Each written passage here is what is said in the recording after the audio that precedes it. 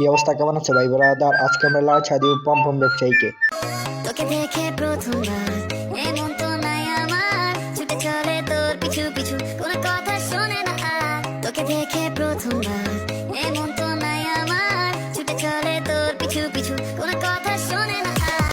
আমাদের দেশটা এমন হয়ে গেছে, কিছু খানকি নাকি হিজাব লাগাইয়া পম্পম দেখায়, আর আমাদের মতো কিছু বোকাচোদা এদের ভিডিও দেখে হ্যান্ডেল মারে। আমি শুধু বলে যাই, আমাদের বাংলাদেশের মানুষ খুবই অলস।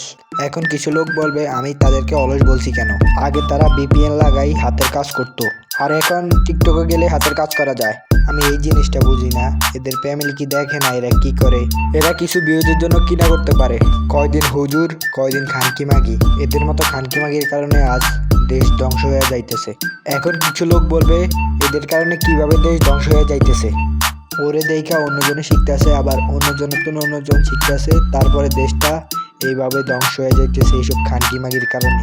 আরে পম্পম ব্যবসায়ী, তোরে এই জায়গায় মানায় না, তোদের তো মানায় ইমো পিলান্সারে, ভালো টাকা ইনকাম করতে পারবি। আর পারলে ভালো হয়ে যাস খানকি মাগি। আজকের ভিডিও এখানে শেষ। পারলে চ্যানেলটা সাবস্ক্রাইব করে দিয়েন, 5 টাকা বেল আইকনটি বাজিয়ে দিয়েন।